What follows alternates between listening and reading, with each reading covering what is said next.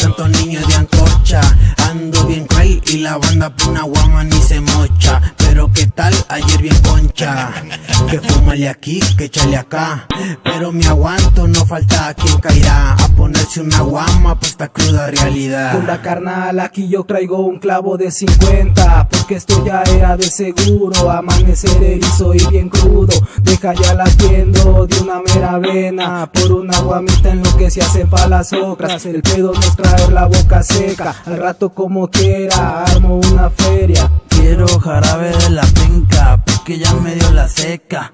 Evito la cruda, yo sigo tomando, me la paso cotorreando, es en lo que ando. Hasta mi vieja me anda dejando, a verdad ni tengo. Vaciando botellas me entretengo, voy por mi domingo, ahorita vengo. Invíteme, me invito a su cura de solito, que noche la de anoche, me encanta el sabadito.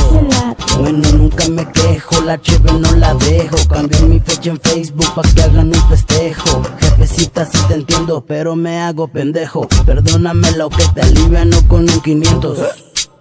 Bebé, nomás dale 200 para seguir la vista bien contentos. Requiere un sabor, o no sé qué piensen. Ya quiero que empiece el pinche quemadero, que salga por mi ventana el humo para amiguero. Pero bien relax oyendo rolas de perro. Ya me corté la cruda, de nuevo ando pedo. Un tanque requiero para andar en el vuelo. La vives de festejo, eso dice mi jefa. Una de tantas quejas, no agarras moraleja. Por eso, no tienes vieja.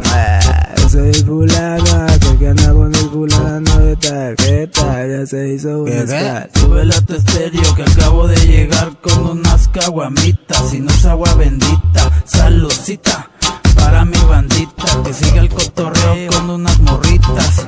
Caminando chueco y la vista borrosa, así son las cosas, te amargas o la gozas. Qué chido que lo chido, ya me puse chido. Ay, había dicho chido. No, pues chido, y ahí velas en el refri, ya me jefe, no es domingo de Netflix, nomás no tomen selfies, que ando de macrudo, sudo rudo y lo dudo, que se acabe la peda, si se pudo, si se pudo, si se pudo, sí. ¿Sabes qué? Cancélame este pedo. Santos en el beat, motherfucker.